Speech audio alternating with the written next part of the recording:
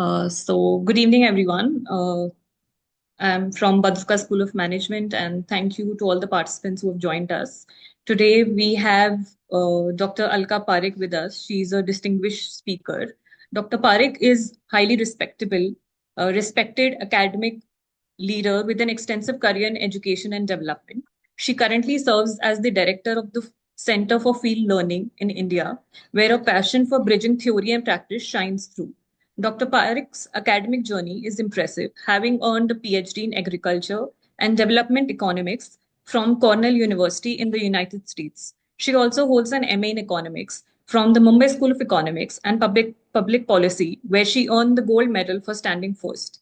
With these credentials, she has shaped the minds of countless students, consistently being rated as the top educator at prestigious institutes such as Tata Institute of Social Science and DA Institute of Information and Communication Technology. Beyond academia, Dr. Parekh has dedicated herself to social impact through her work with NGOs. She is the joint director of Uplift India Association, a Pune based NGO, and a trustee of Utthan, an Ahmedabad based organization focused on empowering marginalized communities. Before we begin, I kindly ask all the attendees to submit any questions that they have during the session in the Q&A section so that we don't miss out on your insightful queries. Over to you, Dr. Parekh, for the stage. Okay. Thanks a lot, Ishita. So, folks, I taught macroeconomics at the Badruka School of Management. And one of the things that I taught in macroeconomics, it was one of the last parts of the thing, which was how nations developed.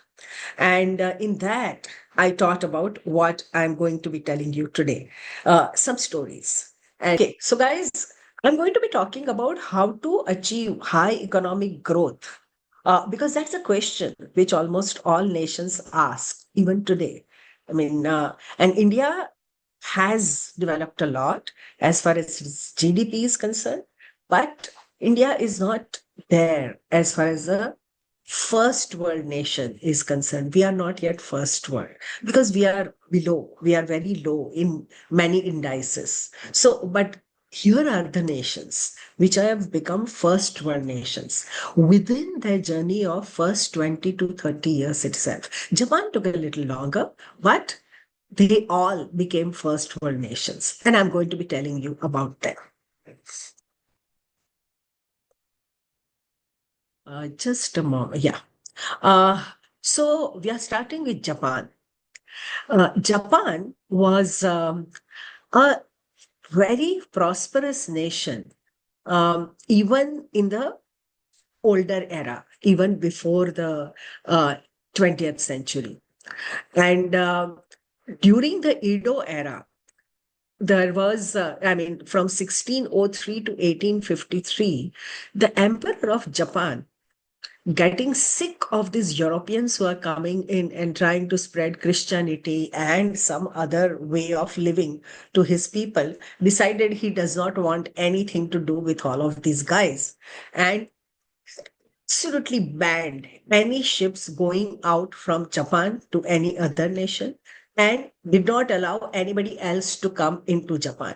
Japan was completely closed. It had closed its door very, very strongly. For 250 years, Japan remained isolated from the world.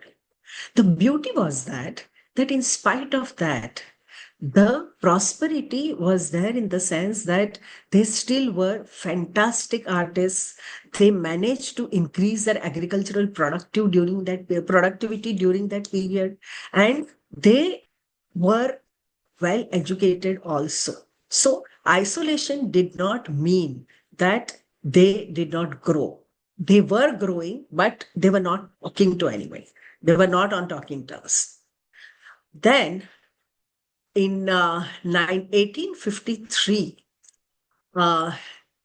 Perry of USA decided, basically USA wanted to have some kind of trade relations with Japan because Japan is not too far from USA if you come through the Pacific route.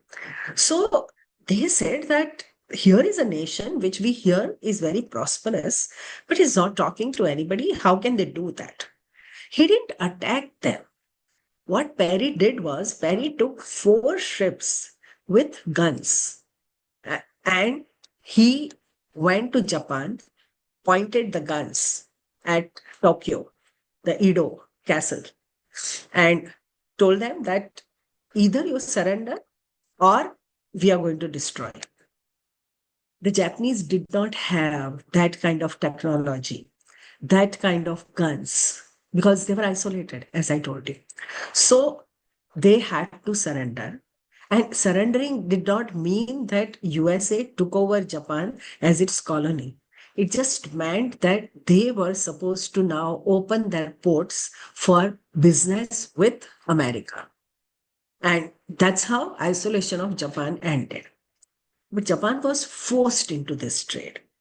And then once America came in, the other European nations came in, Russia came in, everybody started trading with Japan with advantage in trade as far as America and Europe was concerned, not the advantage of Japan. So it's like you buy our products and we will just take your currency or your gold. That was the deal. As I have written, the West had no clue whom they had woken up. So Meiji was the emperor who took over in 1868. I'm not going to go into the politics of how it all happened, but the emperor of Japan finally took over the control over Japan. Emperor Meiji was one of these modernists. He wore Western clothes, he ate Western style food, but he preserved his heritage of the Japanese values, the Japanese culture. And what did he do was something which changed the way the world thought of development. It changed the way. How did he do it? The first thing that he did was abolish the feudal system, because Japan was just like India, divided into small, small parts, which was being governed by different people. So he just abolished all of that. He made his own army. And so all those people stopped fighting with each other, and there was even more peace as far as Japan was concerned. He opened his coffers and he started offering money to people, saying that start making the product that those Western people are making.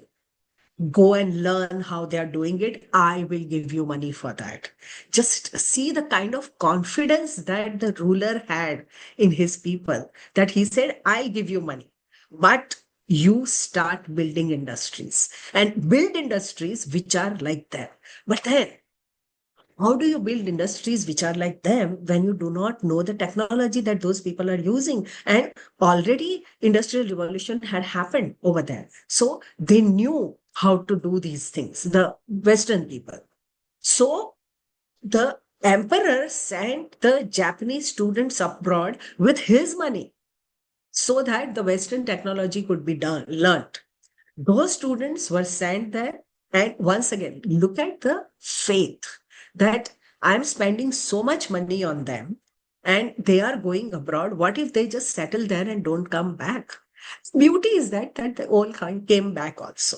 Very few ever remained there, which is very different story from now, the way things are happening in developing nations like India. When our people go there, they do not come back. But all of those students took the money from the emperor, studied over there, learned the Western technology, came back, taught it to the industrialists. They invested the money, and boom, they all had the kind of factories and kind of production technologies which the West used. Then, as if that was not enough, the emperor also called the people from abroad, Western Europe especially, to teach them English and to teach them the way the Western education was made, which was science based. He asked them to come. Once again, look at the beauty. They were supposed to come only for 5 years. And after 5 years, they had to leave Japan, which means that you are not keeping any of them here. You learn from them. You learn everything that they are teaching. You make your teachers sit in those classes, and then you master that. You don't need them anymore. And invited experts from abroad to advise the private industry owners also. And that is how Japan quickly learned everything that the West was doing. And it could do this because the education was already there within the Japanese. This had happened during the closed Edo era only, that the Japanese were very well educated. And that helped them to catch up as far as the technology was concerned. So by the early 20th century, the Japan had already established so many factories and all that it had become an equal to Western nation. And it was the first nation in Asia to become a developed nation. And within, I think, a gap of about 30 to 40 years, it started trading with the Western nations on such equal terms that the Western nations now could not sell their products in Japan, but Japan could sell its products there because the products were much superior. This is what Japan achieved. With its own intellect, with its own talent, it defeated the people who had come to defeat him. Okay. And the factor that helped them the most was education, technical acumen, and the hard work of its people. Japan is what it is because of the character of its people. So that was the story of Japan. Now we come to Singapore. You've all heard about Singapore. You know how very developed the nation is. Okay, so first let me tell you what had happened to Singapore. So Singapore, you might not even be knowing, just like India, Singapore was also a British colony. But during the Second World War, the Japanese defeated the British and took away Singapore and Malaysia from the British. So when the Second World War ended, the Japanese and the British were both in bad shape. You know that because they were devastated. And Singapore was also in very bad shape because there was no governance. Nobody was looking after it. Widespread violence and chaos prevailed, and then looting and revenge killing were widespread. There was so much of bombing because Japan was holding it and Britain and the allied nations were attacking Japan. So they attacked Singapore also. Very little infrastructure was standing. And most of the establishments that Singapore had were completely destroyed. Water supply systems, electricity lines, telephone lines, everything more or less destroyed. And the other problem was the food inflation. Food became very, very expensive because Singapore does not have much of an agricultural land. So it always used to import food. From where to import the food when you don't even have the money? So the food prices started shooting up and there was widespread unemployment. Kushal, if one of the students of no, but sorry, the students haven't heard Singapore from me. No, no, no, no. We will do that when the Korea comes in. I think Singapore I did not teach, but yeah. So sorry. Let me just continue with the story. So no, I did. Akshay, did I tell the story of Singapore? Akshay, can you come No, on? yeah, ma'am. No, I did. ma'am. Yeah, we have discussed a bit about the Singapore, but I think here you are going a bit deeper into the discussion on Singapore. Okay, so we did not discuss how Singapore came up, right? Because I think we just discussed Japan and Korea, Yes, if yes, I'm not mistaken. Yeah? yes, ma'am. Okay, fine. So then we will come to you when Korea comes. Yeah. Okay, fine. Sure, ma'am. Uh, so what happened was that uh, Singapore was told to join the Federation of Malaysia because Singapore was a port. And as a port, Singapore was exporting whatever Malaysia was producing. Singapore itself did not have anything, any production. So Singapore was completely dependent on Malaysia. So it wanted to join Malaysia. due to some of the differences which happened between the political leaders of the two nations, or rather the two regions at that time, there were no nations at that time, Malaysia refused to accept Singapore. And it said that you are not going to be a part of our federation, you are not joining us.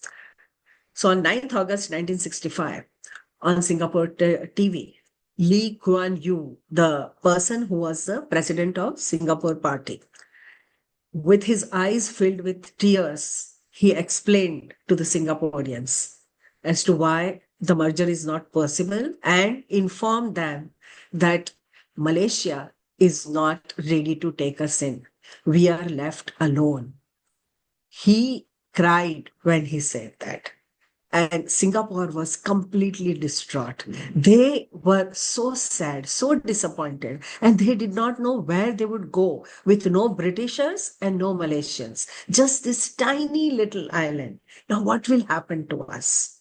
So, as I've said, little did the Malaysians know. Imagine now, if you ask Malaysia, would you like to take Singapore? It would jump for it. So, little did the Malaysians know that one day it is they who would be distraught that they let Singapore go.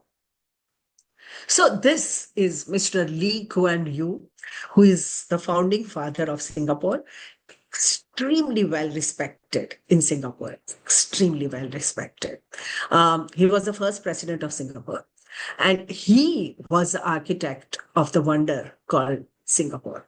It is a wonder. That is the only way you can explain that nation. So, what are the strategies that Singapore used? So, in British time, they had made Singapore a free port. So Lee did exactly the same thing. He made Singapore a free port. He said, I will not even charge any taxes, no customs duties. Just ships come and go, and you will be, because Singapore has this, I mean, look at your map sometime. Singapore has a very strategic location.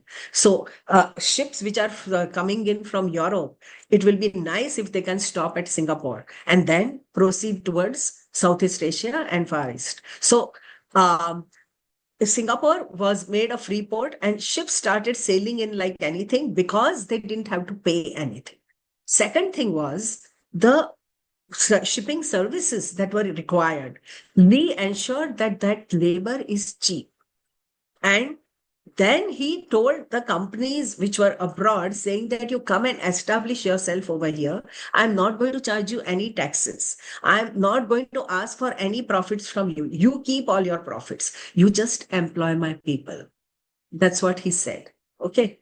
So that is how he started building Singapore, inviting companies in, asking them to manufacture, and asking them to take his people as the labor, and cheap and dedicated good labor. That's what he ensured them. Okay. He was a leftist, so he very forced people to work. But the important thing was that everybody started getting employment. It was a disciplined labor force because no unions were allowed. And there were strict labor laws that you cannot do strikes, you cannot unnecessarily harass your management and things like that. The government itself, after a point of time, started building industries when it understood how to do certain manufacturing things. And at the same time, as the money started flowing in through other things like trade and all, Singapore started building its infrastructure also. Okay. And in 1988, Singapore had already become the busiest port in the world, not just in Asia. And the change that occurred in just 23 years, it's a big achievement. And Lee ensured that all his laborers have good houses to live in. All of the children should be given education. The healthcare was provided not from the state coffers, but from the provident funds that the companies were giving to its workers. They could not give it to the workers, they gave it to the government, and the government gave then free medical services to everybody. So there was no straightforward welfare scheme. And still, because he ensured that everybody gets employment, there was no absolute poverty in Singapore. Isn't that a wonder story? Now, as the success story continued, there was something else which happened. And this is called the capacity of the country to learn where to shift gears. So Singapore first said, take my cheap and disciplined labor. Then it realized that now there are very few people left who are not employed. And if we want to grow, we need to do something. So then there was this wide scale program to upskill labor, and the labor productivity was increased. Now they started making very complex technological products. And Singapore, from very low skilled labor, came to a skilled labor stage. And after that, when it saw that even that is very well achieved, Singapore once again shifted the gears to the fifth gear, not even fourth gear, fifth gear. And it trained everybody in computers in such a way that today Singapore stands as a thriving and financial and business service center. It became a first world nation. So Singapore did this with Lee ensuring that his people get employment. One, two, his people are ready for employment. So he trained everybody. And three, he knew when to change gears, and he kept training his people for the things which are going to come in future. This is the capacity which is needed in a leader, this kind of vision. And Singapore provided that. Okay. So now we come to the last one, which is called the Korean miracle. Now, Korea was divided after the Second World War. And then there was a war between the two Koreas, North Korea and South Korea, from 1950 to 1953. And Korea was just completely destroyed, the South Korea part. And then happened what is called the miracle. It's a miracle because it was like, Singapore only was attacked by the Allied forces, but it was part of the Allied forces also once upon a time. But when North Korea and South Korea fought, South Korea was completely flat. And from that destroyed nation, how did Korea emerge? So when USA was on the side of South Korea, USA gave aid, and with aid, the first thing that Korea did was to once again rebuild its infrastructure, rail, electricity, ports, everything. The second thing which it did, even when it was just building itself. So, I mean, you're just coming out of the war. First thing that it did, it said all the children should be back in the school. Fortunately, the schools were standing because nobody had bombed the schools. And the schools were not built by the Koreans. The schools were built by the Japanese who had occupied Korea at that time. Japan ruled Korea for a very long time in a very bad manner. Japan did not allow the Korean students to attend the school. Fine. But the schools were standing. So the entire children population was sent to the school to get education. And the students were not given scholarships. The best teachers were employed with the government funds, not for the students to get scholarship, but the students to get the best teachers. And that is how Korea had started the education. And then land reforms were carried out, which was basically they just made sure that agricultural land, because Korea was agricultural society at that time, agricultural land is equally divided among the Korean people. And that is how the Korean society became equal. Now, one of the senior students, can you tell me some more things about Korea? They have learned it in their class. So I hope that one of them would remember the story. Yes?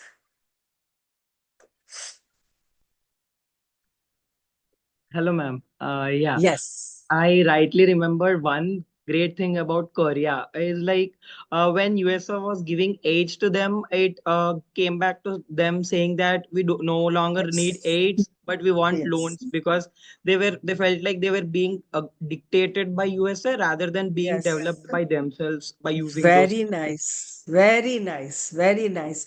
Folks, I'll tell you the story of this in slightly more details, but let's see if any other student has anything to say before I continue.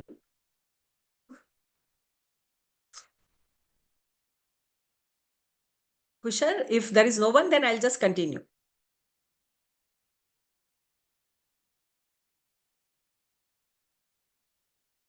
Yeah, it looks like there is no one right now. So let me continue with the story and continue telling you what Akshay was saying.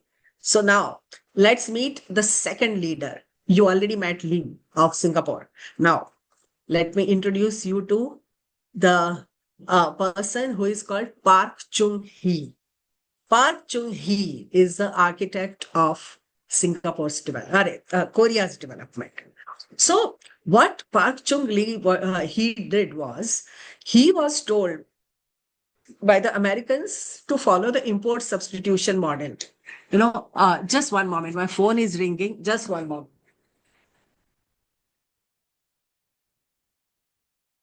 I'm sorry about that. Sorry about that. Yeah. So I was saying that the Americans told them that you go for producing everything that uh, is being that you are importing. That is called import substitution model, where you become self-reliant, you become self-sufficient. So that was the development model which even India was following in those days, because that was the most important development model. So the Americans told the Koreans that do this. Park Chung he said no. He had seen the Japanese growing. He knew that there was another model which was existing, and he knew he wanted to follow that model. When he told that to the Americans said, "Why would we give you money for something that we don't believe in?" So he said, "Fine." So, as Akshay said, he said, "Fine, you don't give us grant. We don't need your grant." The self confidence, we don't need your grant. You give us loan. We'll pay you back for everything that you're giving us, but we decide how we grow. Okay. So so Mr. He finally had his way, and he followed the export promotion model. So what he did was he told the private industries, just like Japan had, the Emperor Meiji had done for Japan. He told his private industrialists, start producing the goods which are technologically sound goods. And I will stay as guarantor. I, as the government of Korea, will stay guarantor for the loans. If you can't repay, I will pay. That confidence that I know that they don't need my money and they will succeed. That kind of confidence he had in his people, and he stood as a guarantor to private industries. And he also made sure that if, say, for example, Samsung is making something, then he would not allow Hyundai to make the same thing, so that there is no competition between the companies. And so everybody concentrates on something and becomes the best in that. Okay. And he also made sure that education is like taught to the secondary education. Then finally, he made it knowledge economy, the same way Singapore had done, that you train your labor force as the demands are changing, as you are growing as a nation. Okay. And once again, just like Singapore, no welfare expenditure. Money was used only for giving it to the industrialists so that they can create the jobs. And then you have no unemployed and your economy will grow. And even today, Korea is spending the highest money in research and expenditure, the research and development. So this is how Korea became a very, very successful model, because it led to an equal society through its land reforms. It made sure that its workforce is very skilled. It made sure that incentives are given for people to go through innovations and inventions. That's why you always find your Samsung phone coming out with more and more features, because they are constantly working on it, or even Hyundai for that matter, LG. I mean, all of them are doing the same thing, right? So that is their culture, and that is what has been developed consciously by South Korea. So technical giants are Japan. Technical giants are Korea also, because now Korea surpassed Japan as far as technical products were concerned. So this is the story of Korea, which we have a lot to learn from. So now the last thing, that why has India not become a developed nation? So the first thing which we must understand is that from the very beginning, from 1947 till 2024, the government and bureaucracy, our entire machinery is trying to regulate everybody. It does not support them. I mean, there they actually stood there saying that we are with you, now grow, and we are with you. That has not come as far as India is concerned. Another problem is, of course, we are a much larger nation compared to all of these. These are very tiny nations. So they did not have to deal with 143 crore people. So that is very difficult. The another problem is that our educational standards are not very high. We do not have very good teachers, and we do not give very good education. So our children from primary school lot of times can't read and write, and our graduates from colleges lot of times are found to be completely unemployable by the companies. uh, and the most important thing is, as a nation, we have not shown the vision to direct our efforts. Those people realized what they are good at, and then they just went for it. We do not know what we are good at. So we just are still groping in the dark, trying to do this, trying to do that. We have not been able to decide what we are the best at. And that's one of the major problems why we have not been able to grow. And of course, as you all know, we are poor inventors in the sense that whenever they say that what have India has come out with and what is the best research that India has done, we have to fall back to Aryabhat, who had discovered zero and things like that. I mean, so the आज क्या करके दिखाया तो there is nothing much to show as such that there is this great invention which has happened all because of India. No, we do not have that yet. So we have to develop that also. And with that, I will finish my presentation. And now I will make